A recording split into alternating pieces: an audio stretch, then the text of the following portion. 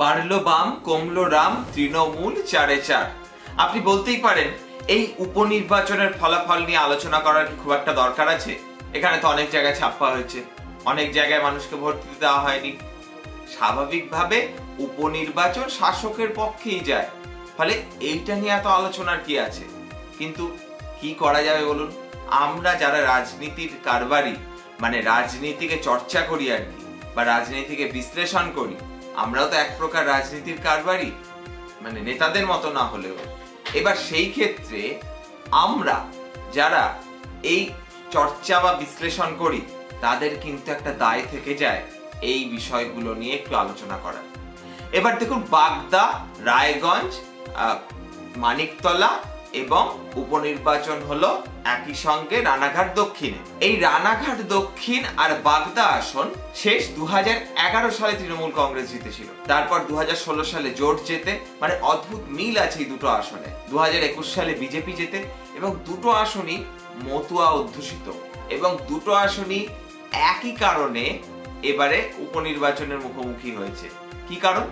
2021 সালে বিজেপির টিকিটে যে বিধায়ক নির্বাচিত হয়েছিলেন বা যিনি নির্বাচিত হয়েছিলেন, তিনি তৃণমূলে চলে এসেছেন। ফলে তাকে আবার তারা লোকসভা নির্বাচনে প্রতিদ্বন্দ্বিতা করেছেন এবং লোকসভা নির্বাচনে পরাজিত হয়েছেন। এবার যেহেতু তারা লোকসভা নির্বাচনে প্রতিদ্বন্দ্বিতা করেছিলেন, ফলে তাদের আগে ওই বিধায়ক পদ থেকে ইস্তফা দিতে হয়েছে। ফলে নেচারটা স্পষ্ট, প্রকৃতি স্পষ্ট, এবং দুটি আসনই মতুয়া অধ্যুষিত।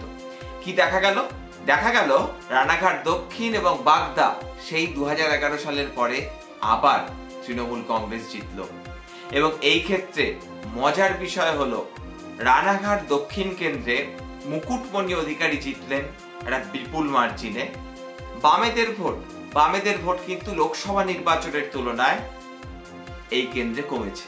আপনি তাহলে বলতে পারেন, এই যে বললেন বাড়লো বাম, কমলো রাম, এই কেন্দ্রে কমেছে।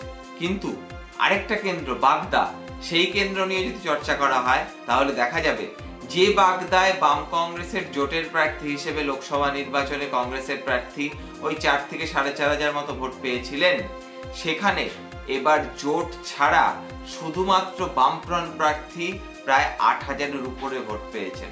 যদিও শতাংশের বিচারে সেটা 3 বা 4% আশেপাশে হবে, কিন্তু এই যে নতুন করে 4,000 ভোট বাড়লো, এই ভোটাররা তো নতুন করে আসেননি। তাহলে তারা লোকসভার সময় কোথায় ছিলেন? তারা কি ভোট দেননি? তারা কি জোটটা মেনে নিতে পারেননি? এই প্রশ্নগুলো কিন্তু আবার উস্কে যাবে, আবার উঠবে।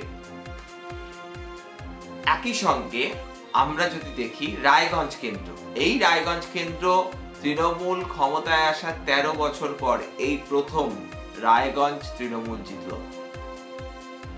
এই রায়গঞ্জ কেন্দ্রে গত লোকসভা নির্বাচনের ফলাফল অনুযায়ী 47,000 ভোটে বিজেপি প্রার্থী এগিয়েছিলেন। সেখানে প্রায় 50,000-এর বেশি ব্যবধানে তৃণমূলের প্রার্থী জিতলেন।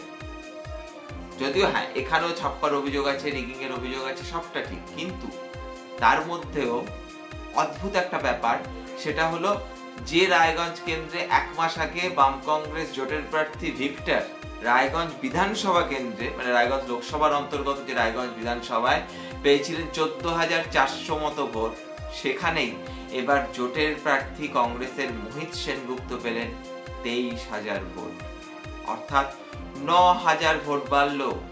এই ভোট কোথা থেকে বাড়লো? এই প্রশ্ন ঘুরপাক খাচ্ছে। একই সঙ্গে মানিকতলা কেন্দ্রের দিকেও যদি দেখি, মানিকতলা কেন্দ্রে শক্তি পাণ্ডে প্রত্যাশিতভাবে জয় পেয়েছেন, প্রত্যাশিত জয়। বিপুল মার্জিন, ভোটদানের হার কম ছিল, ছাপ্পার অভিযোগ, রিগিং, বুথ দখল, এসব তো আছে। তবে তারপরেও কংগ্রেস প্রার্থী প্রদীপ ভট্টাচার্য গত লোকসভা নির্বাচনে এই মানিকতলা বিধানসভা সেগমেন্টে যে ভোট পেয়েছিলেন ওই 9,400-র মতো, সেই ভোটটাকে কিন্তু প্রায় ধরে রেখেছে বা ছাপিয়ে গিয়েছে সিপিএম প্রার্থী। অর্থাৎ বামেদের রানাঘাট দক্ষিণ বাদে কোথাও আর তেমন লস হয়নি। যদিও বামেরা লড়েছিল 3টে আসনে, কংগ্রেস লড়েছে 2টো আসনে, রায়গঞ্জ আর বাগদায় কংগ্রেস এককভাবে লড়াই করেছে। এবার এর থেকে একটা লেসন উঠে আসছে, 4টে কেন্দ্রেই ভোট কমেছে ভারতীয় জনতা পার্টির। 2, বাগদা রানাঘাট দক্ষিণ আসনে তুলনামূলকভাবে ভারতীয় জনতা পার্টি ভালো করেছে, এর থেকে একটা বিষয় স্পষ্ট, মতুয়া ভোট, নমশূদ্র ভোট এবং হিন্দু ভোটের একটা অংশ বিজেপির দিকে এখনো ঝুঁকে আছে, এটা নিয়ে কোনো সংশয় নেই। একই সঙ্গে বাম কংগ্রেস জোট হলে অনেক সময় যে ভোট ট্রান্সফার ঠিকঠাক হয় না, তার জ্বলন্ত উদাহরণ বাগদা। 1 মাস আগে হওয়া ভোটে যেখানে 4,500 ভোট পেলেন জোট প্রার্থী কংগ্রেসের প্রার্থী, সেখানে 1 মাস পরেই ফরওয়ার্ড ব্লকের প্রার্থী সিপিএম এরও নয়, তিনি 8,100 ভোট পাচ্ছেন। এই বিষয়গুলো খুব চিত্তাকর্ষক।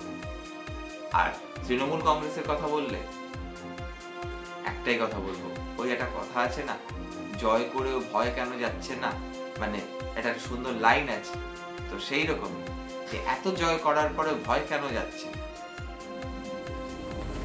এত ছাপ্পা, এত বুথ দখলের অভিযোগ কেন উঠছে আপনাদের বিরুদ্ধে? এর কোনো উত্তর আছে? নেই। কিন্তু শাসক আবার জিতেছে, ফলে তৃণমূলের বলবলা আরো বেড়েছে, আরো বাড়বে, এই নিয়ে কোনো সন্দেহ নেই। তবে আগামী দিনে পশ্চিমবঙ্গের রাজনীতি যতদিন পর্যন্ত বিরোধী পরিসর এমন থাকবে বা বিরোধী পরিসরে কোনো বদল না ঘটবে, ততদিন পর্যন্ত লাভ রাজ্যের শাসক দলের। আর পশ্চিমবঙ্গের রাজনীতির অবস্থা হবে স্থবির পানা পুকুরের মতো, যেখানে কোনো ঢেউ নেই, তরঙ্গ নেই। আজকের এই এপিসোড যদি আপনাদের ভালো লেগে থাকে তাহলে লাইক করে দেবেন, আর যদি ভালো না লেগে থাকে ডিসলাইক করে দিন এখনই। যারা এখনো রূপক অর্থে চ্যানেলটিকে সাবস্ক্রাইব করেননি, সাবস্ক্রাইব করে দিন। আমরা 1000 সাবস্ক্রাইবারের কাছাকাছি চলে এসেছি। আমাদের এই যাত্রাপথে আপনিও আমাদের শরীক হন। দেখতে থাকুন রূপক অর্থে। দেখা হচ্ছে আগামী কোনো এক এপিসোডে।